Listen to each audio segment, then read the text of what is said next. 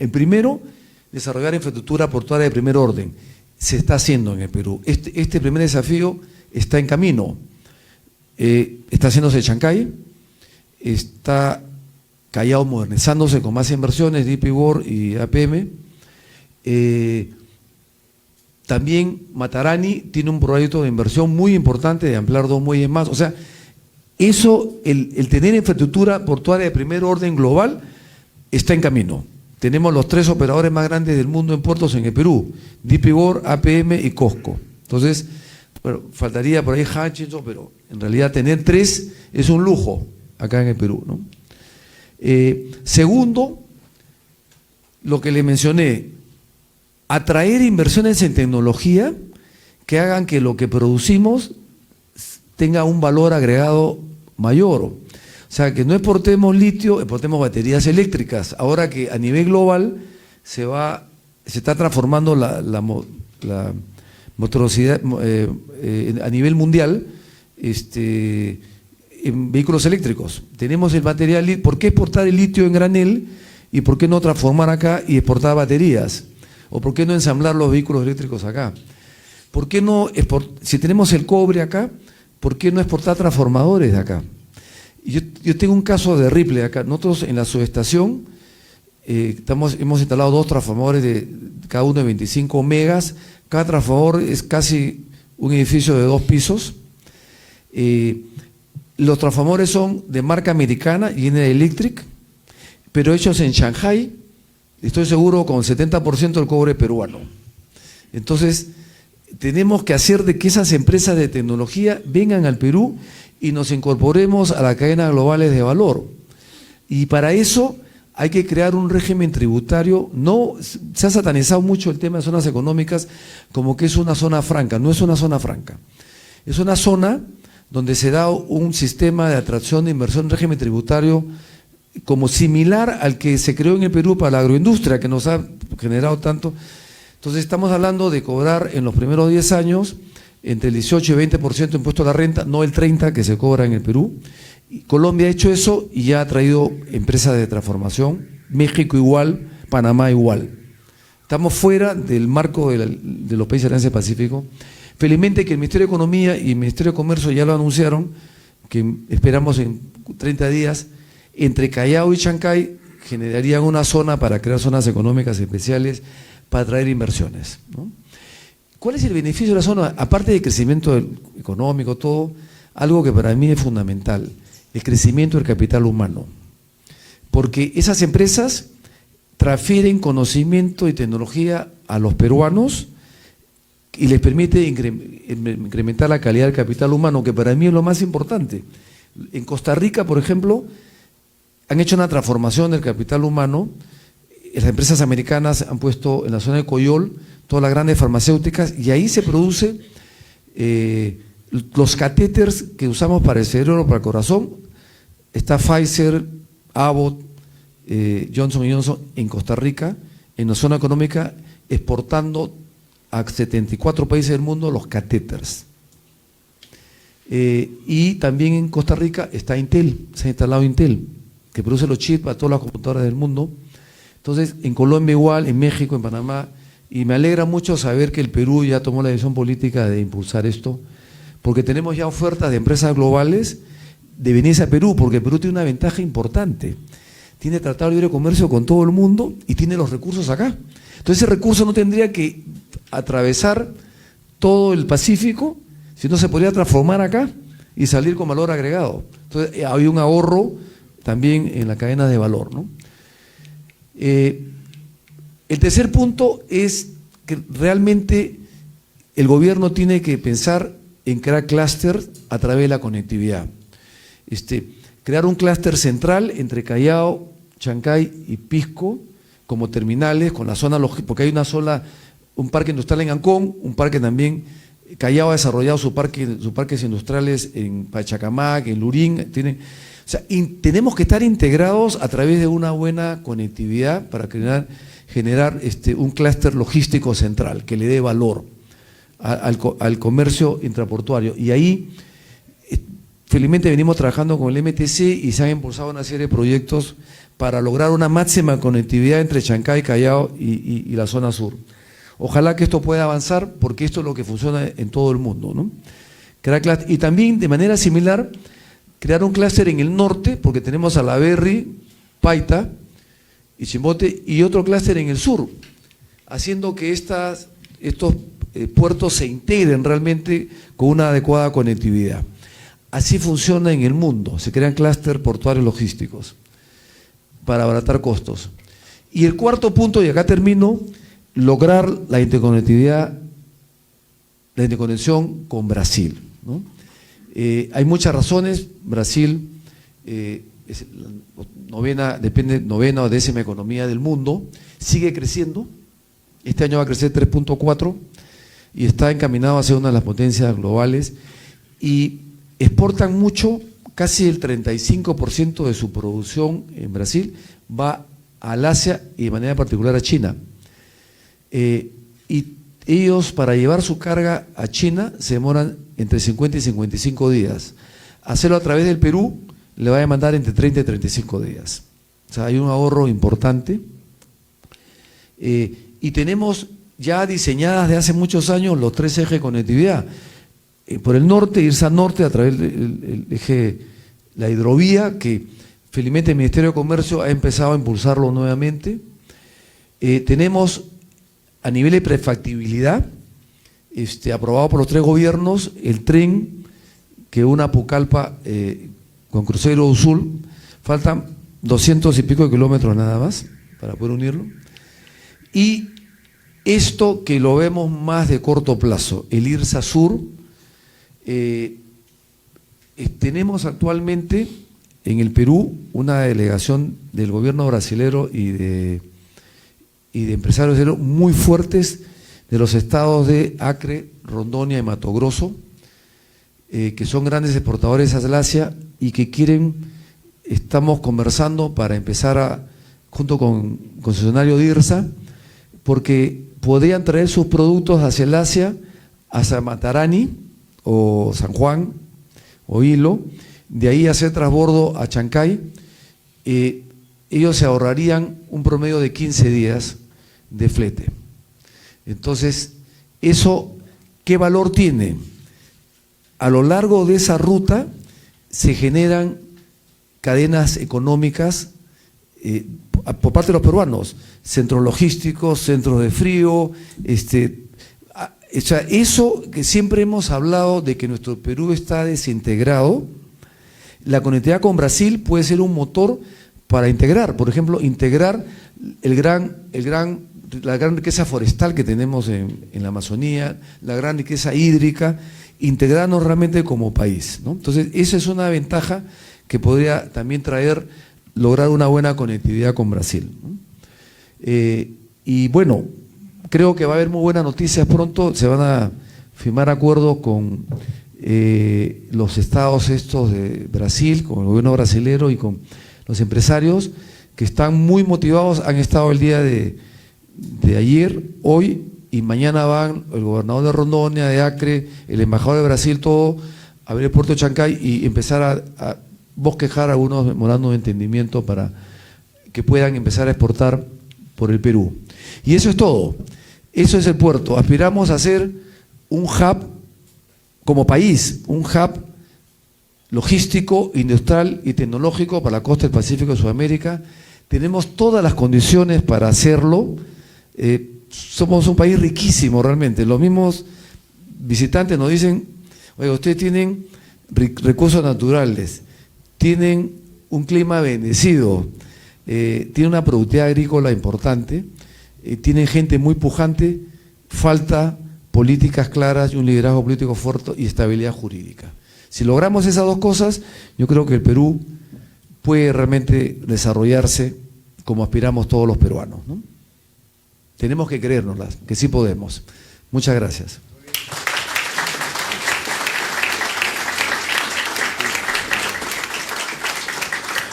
A usted le gracias, señor Carlos Tejada, por esa interesante exposición. Y de luego también en esta oportunidad vamos a presentar a nuestros panelistas que también formarán parte de este interesante conversatorio.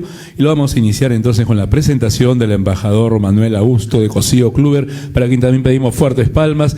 Adelante con esa interesante participación.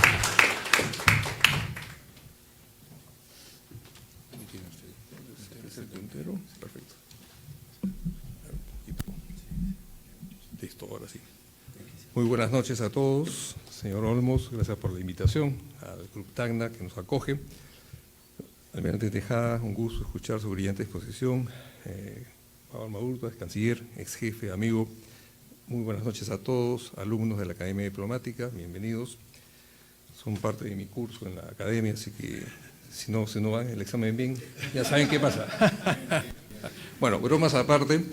Es para mí un gusto estar con ustedes y participar con comentarios generales, más que la brillante exposición del almirante Tejada, que nos ha expuesto de manera muy sintética y precisa lo que es el puerto, más sobre el contexto global que involucra, no sé si pueden poner la presentación, por favor, la del PPT, ya les dejé.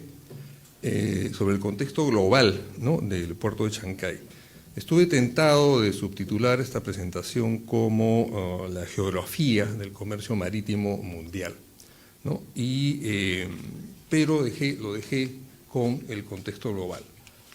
Ya me han presentado, soy el embajador Manuel Augusto de Cosío,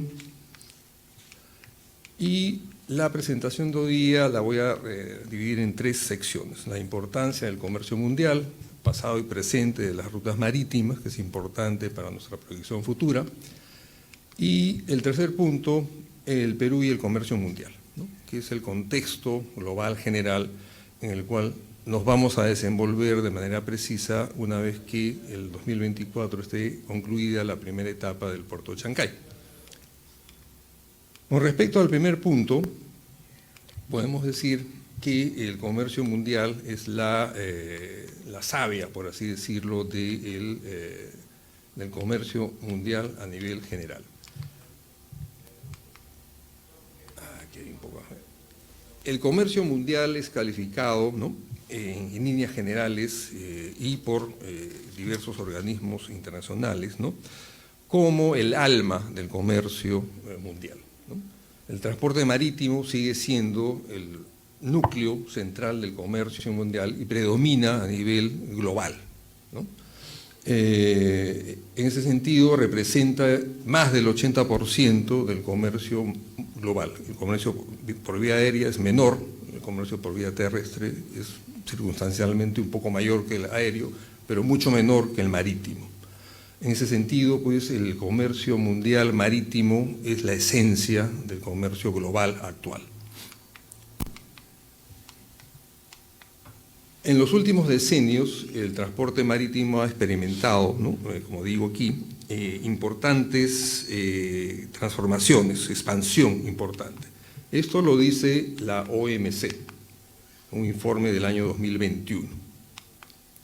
Por su parte, la UNCTAD, en 2022, señalaba, reforzaba lo que decía la OMC: el comercio marítimo es el 80% del volumen del comercio mundial, y este comercio se realiza en 2 modalidades, CIF y FOB, ¿no? Todo el mundo conoce esto. La CEPAL, por su parte, en 2020, en otro informe sobre el comercio marítimo mundial, señalaba que en los últimos 7, 8 años América Latina ha participado, y el Caribe han participado con cerca del 17% de ese comercio mundial. El Perú en esa cifra estaría alrededor del 3, 2%, fluctuando. Por su parte, cuando hablamos de los cambios pasados y presentes en las rutas marítimas, no podemos dejar de mencionar lo que ocurría hasta 1850. Este es un plano, un mapa, una representación cartográfica de las rutas marítimas hasta 1850. Noten ustedes, Sudáfrica, el Cabo de Hornos, muy importante, la ruta de comercio entre el Asia y el Atlántico, es prácticamente el 60, 80%, 70% del comercio mundial del siglo XIX transitaba por esa ruta. Noten ustedes que del Callao, del Virreinato del Perú, salía una línea muy tenue que pasaba por el Cono Sur, ¿no? Por Magallanes, ¿no? Y subía y se interconectaba al gran comercio que salía de Buenos Aires, ¿no? En ese sentido, esa fue la figura del comercio mundial, global, hasta 1850. ¿Qué sucedió? Pues en 1869 se construye el Canal de Panamá, perdón, el Canal de Suez, y en 1914 el de Panamá. Y esto configuró de manera diferente el comercio global mundial que se grafica en este otro mapa. Noten ustedes cómo el comercio mundial ya no pasa por Sudáfrica, languidece, y comienza a reforzarse la ruta del Mediterráneo, ¿no? Del Índico, el Estrecho de Malaca, y el comercio del Asia fundamentalmente pasa por esta ruta. Y el comercio atlántico se mantiene casi igual. Brasil sigue exportando, a través de Brasil se consigue exportaciones al Atlántico, y el Canal de Panamá hace la ruta por el norte, ¿no? Y eso es lo que genera el comercio marítimo del siglo XX-XXI. Aquí tenemos otra representación que a mí me gusta mucho, no solo por la forma que tiene, que deja al Perú donde realmente y geográficamente está respecto al comercio marítimo mundial, sino que se nota cómo es el anillo, esta línea blanca, gruesa, es el anillo comercial mundial actual, es algo circular, ¿no? Aquí tenemos el puerto del Callao, que es superior, ¿no? Está dentro del orden del 35 a 30 del LSI mundial, que es el índice de conectividad mundial, y deja por muy atrás a los puertos de Chile, de Argentina, solo se compara al puerto de Santos en Brasil. Y noten ustedes que las líneas de comercio marítimo que salen del Callao y Santos son casi iguales, son similares, ¿no? Y esas líneas se conectan vía el Canal de Panamá a este anillo general de producción. Noten ustedes que Sudamérica, Oceanía, el África son zonas de producción de materias primas y fuentes de energía. Las zonas de construcción, de producción son Europa y Norteamérica. Esa es un poco la estructura actual del comercio y de su transporte marítimo mundial.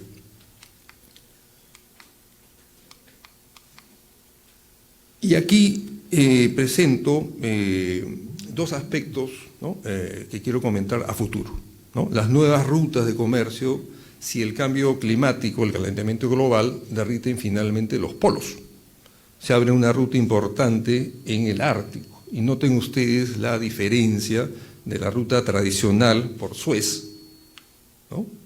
De Tokio se demora 47 días, si va por el Ártico demora 29 días. Entonces hay un acortamiento importantísimo. Entonces es una ruta a futuro. No sé si ustedes recuerdan que el presidente Trump dijo que quería comprar Groenlandia. Todo el mundo pensó que estaba loco, pero con eso Estados Unidos dominaría Bering y la salida del Ártico. No estaba tan loco como pensaron algunos. Visionario, diría yo. Y no es que me guste su estilo político, por si acaso.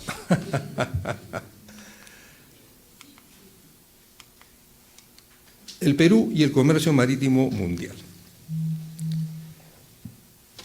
En este aspecto tenemos que también tener en consideración nuestra posición geográfica, ¿no? Un poco exógena o un poco apartada, ¿no? De las líneas de comercio mundial que ya se mostraron en el gráfico anterior.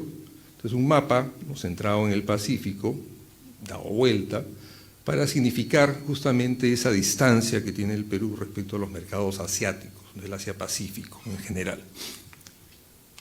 Esta es otra gráfica muy similar, ven, estamos más cerca de la Antártida que de Estados Unidos o del Asia, ¿no? O de Australia. El Océano Pacífico es una gran barrera.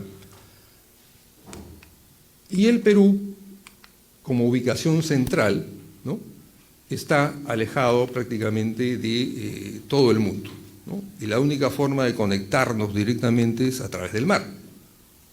La Antártida está más cerca que España.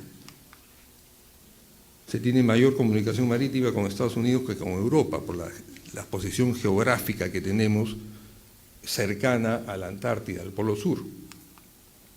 Entonces, esto es algo que impacta de manera importante en el rubro del comercio marítimo peruano, ¿no?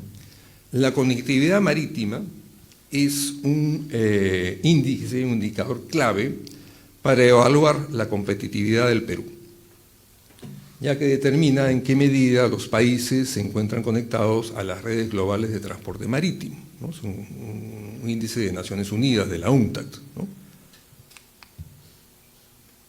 La UNCTAD, ¿no? Menciona el LSCI, ¿no? El Índice de Conectividad de Transporte Marítimo Mundial, por sus siglas en castellano, su nombre en castellano y sus siglas en inglés, LSCI, para evaluar esta capacidad en todos los estados del planeta.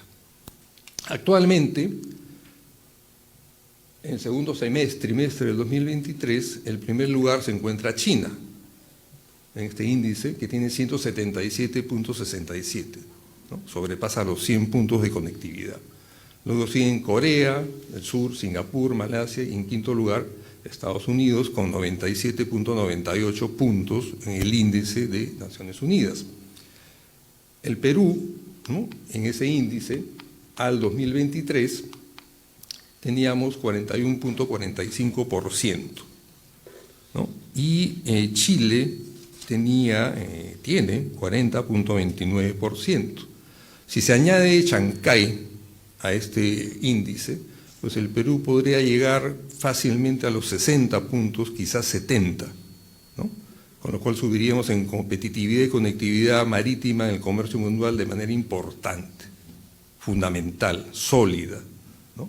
De ahí la importancia que tiene Chancay a nuestra proyección comercial mundial, sustentada por una red de tratados de libre comercio importantísimos, ¿no? En ese sentido, hemos subido un poquito, subiremos un poco más el próximo año cuando Chancay ya esté operativo. Nuevamente, el mapa, que es interesante, ¿no? Si Chancay ingresa acá, tendrá el Perú un índice mayor y pasaríamos de 35-40 a la siguiente etapa, o quizás la penúltima.